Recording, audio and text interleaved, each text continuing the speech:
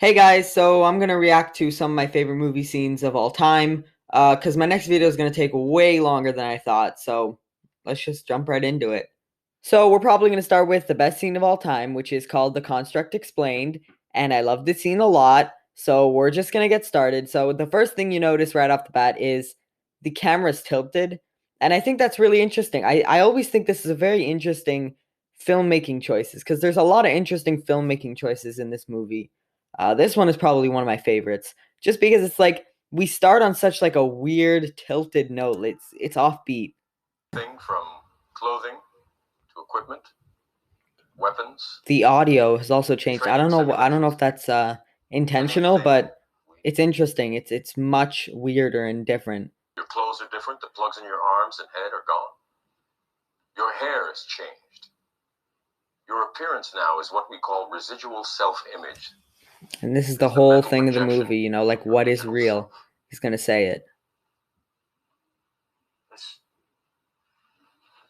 isn't real. And Neo's about to learn an incredible truth. How do you define It's really interesting. You're talking about what you can feel, what you can smell. I mean, there's really no movie like it.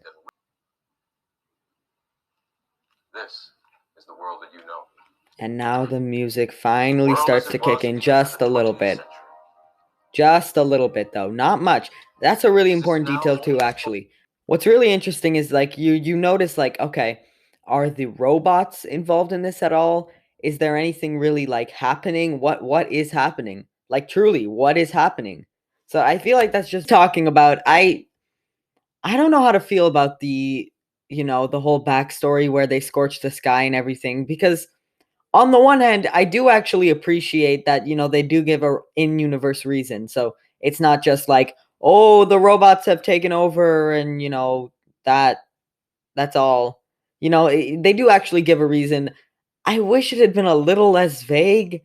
I think that would have made for a better scene, but honestly, that's really a nitpick because I still love everything about it, and this scene isn't really about logistics. It's about the tone and really the horrifying concept. And that's done perfectly. Yeah, like, scorch the sky, like, what does that mean? They discovered clouds? Like, are there no clouds in this universe? They're just like, what if it's a rainy day? And now I will never touch another iPhone again. Thanks, The Matrix. The human body generates more bioelectricity than a 100 flawless editing trick right there. Yeah, this movie is really well made. I don't think it's particularly, man, it's just, I think the reason I like this scene, it really does make you think about just the genius of this concept, the genius of just really what they're saying. Like, who thought of this? Like, what kind of a genius do you need to be to think about a horrifying dystopian future like this? This is really the worst case scenario. And it scared the bejesus out of me. Especially with this, horrifying score coming in. I mean, for the longest time, I wouldn't believe it. And then I saw the fields with my own eyes. Believe it. It's just, neither could I, honestly. I could not believe that someone could think about something this absolutely brilliant. It's why it's my third favorite movie of all time. I almost said second, but we'll get to my second favorite movie of all time. Yeah, it's just, this is an insane scene. I mean, it deserves all of the praise in the world. Oh, did you really think that I was gonna do a reacting to my favorite scenes video and not include a scene from The Lord of the Rings? Huh. Okay, well, too bad for you. I'm including it anyway. Prologue, Lord of the Rings, The Fellowship of the Ring. Best Lord of the Rings movie. Don't at me. Let's go. Actually, do at me. I would love to have you on Instagram. The first time we heard that iconic score. This score is, no joke, probably my favorite piece of music used in any movie. I really can't think of anything that even comes close. Honestly, leave me in the comments if you think there's something as good as this piece of music. Please tell me, because I honestly can't think of one. And it's not just the music, of course, it's the atmosphere, it's the way it presents itself, it's the very symmetrical cinematography, some of the best. But just this score would be enough to be an amazing scene. But no, they add a bunch of other things. Fairest of all beings, great miners, even cinematography. This movie is a master at even cinematography. I think that Return of the King did cinematography a little bit better, but this movie is amazing in its own right. For within these rings was bound the strength and will to govern each race. This is such a good scene. Oh, guys, I don't even know what to do, man. It's too good. In a land of Mordor, and here we go. We hear the score changing. The Dark Lord Sauron. Nothing is cringy. Nothing is old. Nothing is dated. It's just incredible. I mean, this movie looks amazing so many years later. I don't know how it's possible. I don't know how they did it. Because really, everything about this movie is just so modern and incredible. And the ring is, unlike the Matrix, which, it would have been nice to have a little background. The ring doesn't really need a background. It's a powerful ring. It's seductive. We'll see later how the ring actually, convinces its people to be, bad and evil. We don't need an explanation right now. And I think that's what makes this one of the most brilliant scenes. I mean, there's a lot of things, but this is one of the things. It leaves it vague. The ring is just powerful. It's not overly complicated. It's not explained. It's just powerful. The action, even. The chorus. I guess I just like scenes with choirs because apparently this is choir too. So I don't know. Maybe I just like scenes with a nice choir background. That's what I'm saying. It's vague. At first glance, it's like, oh, it's just a vague ring. You can do things. It's a MacGuffin. No, it's not. First of all, shut up. You're not allowed to complain about these movies. Just kidding. No, I'm just kidding. You can have any opinion you want. But okay. No, I do really love this scene. I love the vagueness of the ring. It's just an absolutely incredible detail that, the ring is just powerful. There's no background. It doesn't need to get needlessly complicated. This is the kind of thing that ruins fantasy when you have to over-explain everything. It's just a powerful ring. And I think people look for answers, so they expect an answer with the ring especially. Okay, that did look a little dated, but honestly, I don't care. Absolutely. And, it's a nice death scene, but there's better death scenes later, and you know it. Even in this movie. And there it is, an absolutely breathtaking explosion. Literally breathtaking. Sauron, the enemy of the free peoples of Middle-earth, was defeated. So, yeah, that is an absolutely insane scene. I could react to the second part of the prologue. I don't think I'm going to. I think I'll just leave it at that because we got a lot of movies to get to. But man, I mean, it's just an iconic scene. It includes a great score. It includes a fantastic opening, a great villain. He's just really awesome. He has such a cool design. And yeah, it's probably one of the best scenes of all time. So I'm going to level with you guys right now. I don't know if there's a movie that I've seen quite like Perks of Being a Wallflower. I get that there's like Lady Bird and Florida Project and like other indie movies. I don't care. This is the second best movie of all time, in my humble opinion, and it's definitely my second favorite. I just absolutely love everything about this movie. Well, okay, almost everything. But it doesn't even hit home. It doesn't even hit me emotionally. It is just so well done. All of these beautiful concepts are done so well.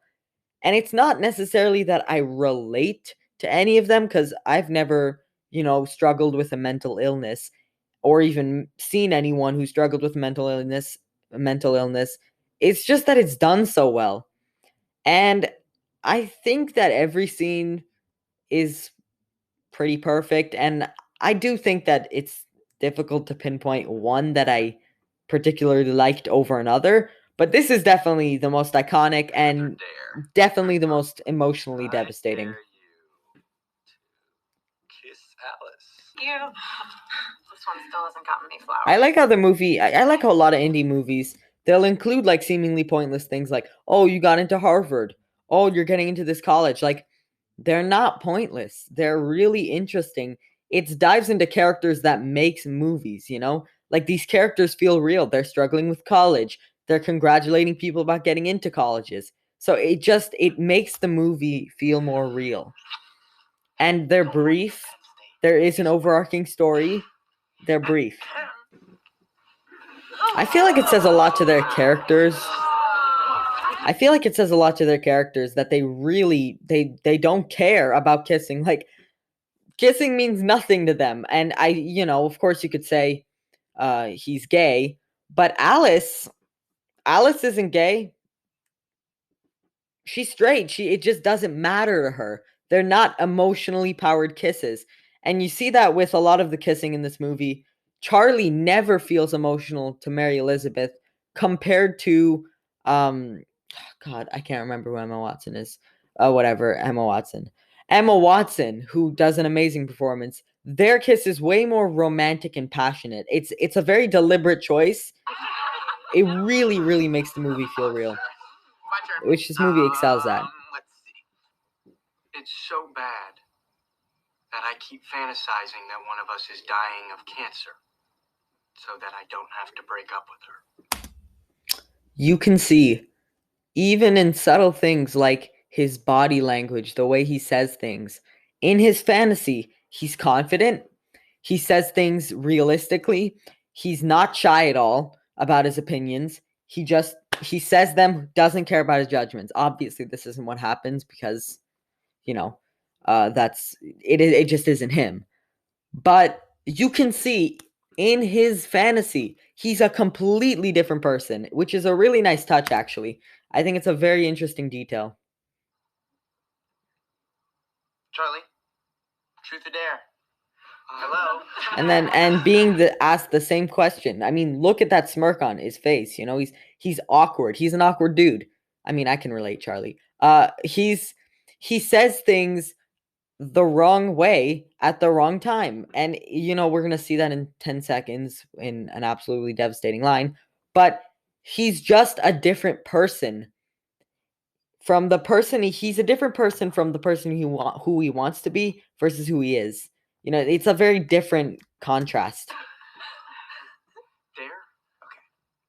I dare you to kiss the prettiest girl in the room on the lips. Smoke all you bitches. Yeah, of course he's gonna say that because that's just who he is. It's a great character study there. Their contrast is actually very interesting. And this is way more in character for Charlie.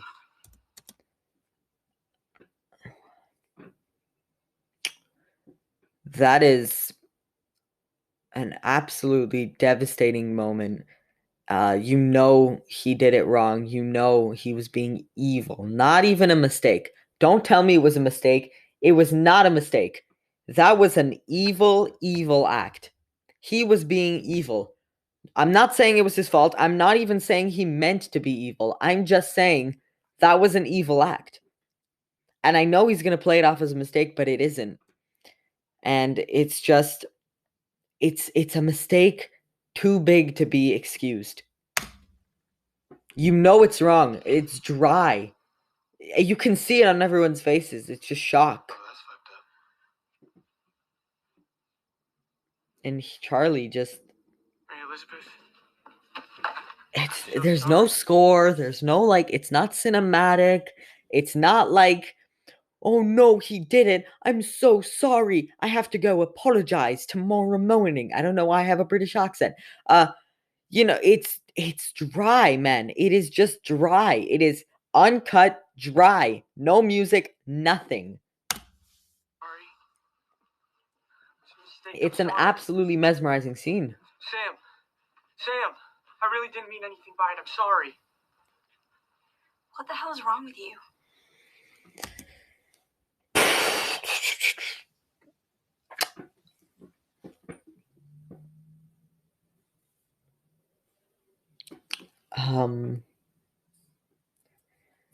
Yeah. I'm really sorry.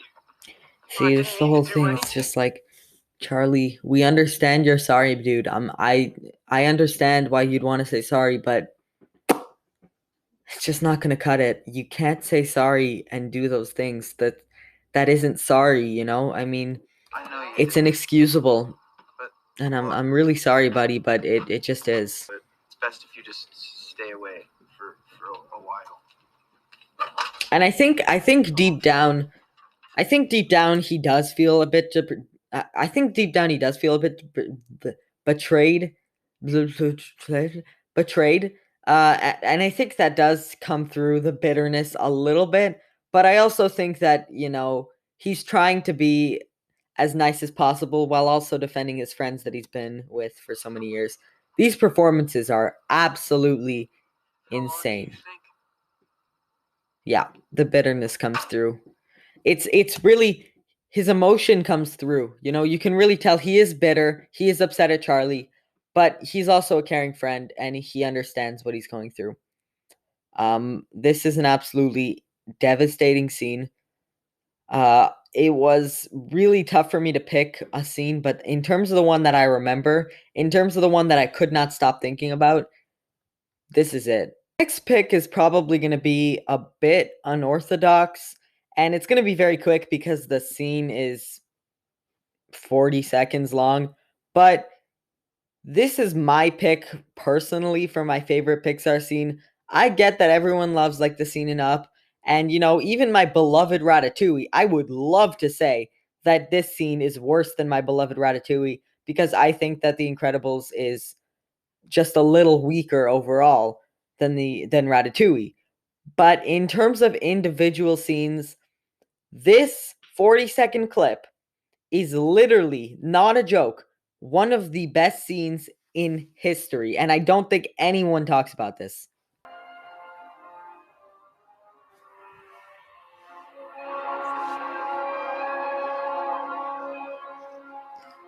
The harp, the violin.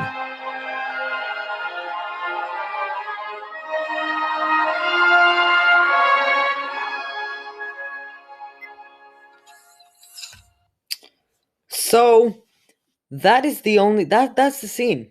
I know, like, wow, that's your favorite Pixar scene? What? That's like 40 seconds long. How can you say that's better than the Up scene? First of all, I love the Up scene. But this is just better. And I think what really sells it, I'm probably going to make a video of this one day, maybe. But I think the thing that really sells it is just like seeing Bob, a person who's been depressed the entire movie, clearly depressed, finally widen his eyes like he did in the glory days. That is one of the most rewarding feelings I've ever had watching a movie. And it's not like watching a Pixar movie, watching a Disney movie, just watching any movie. I have never felt such a triumphant feel.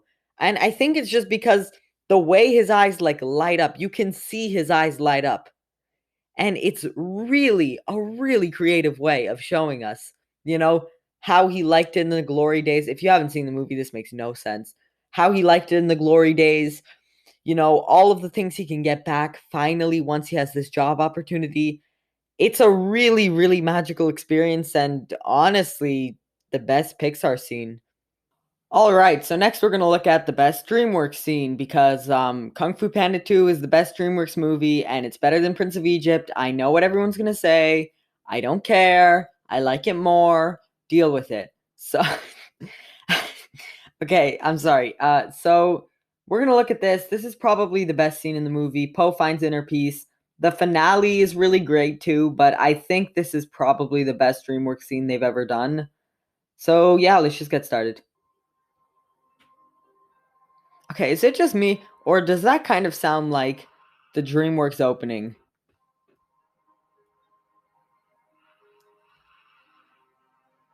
It kind of does sound like the DreamWorks opening. And that's already in that one freeze frame. Let's just go back to that one freeze frame. That already, to me, looks like he's going to hold a cannonball. So that's great foreshadowing there. They knew exactly what they're going to do. He's bringing back Shifu's teachings.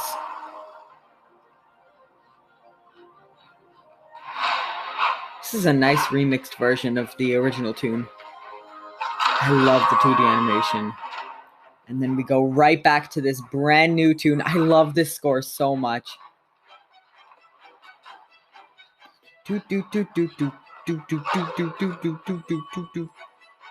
All of the animation translating from, you know, the white drop to the white panda face. Transitioning to real life because it's not a dream in his head anymore. It's not, this isn't just, you know, this isn't like, oh, you know, this is what happened. You know, he's remembering. He's, you know, it's a real thing in his head now. He's realizing what actually happened that night. It's not just in his head. Oh my god, such a cute moment. Shen, man. This is all because of Shen. I think that adds a nice dimension to Shen's character. The mom has a bright light, which is probably how, you know, he saw her. He's finally facing his trauma head on, you know?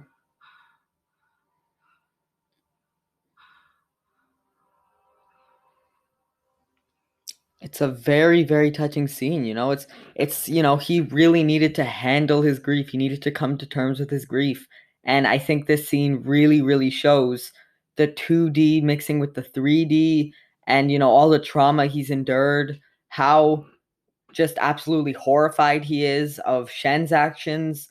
It's a really, really powerful scene. I almost feel like watching it again. It's just that great, you know? I love that scene so much.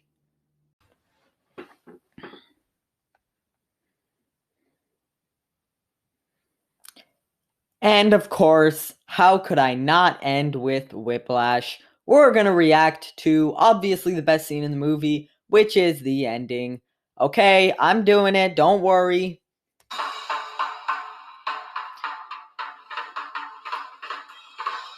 Yeah, I'm going to start from, for those of you who are wondering, I'm going to start from when Fletcher, you know, cuts him off and he keeps going. Because I don't want to react to that, like, entire 10-minute long thing. So I'm just going to count those things as two separate scenes. Again, the cinematography, you notice this a lot more when the band is playing, but the cinematography is really square. It's something to behold. You notice how a lot of the cinematography in this film is just like either close-ups of the instruments actually being played, or it's like shots, like square shots of the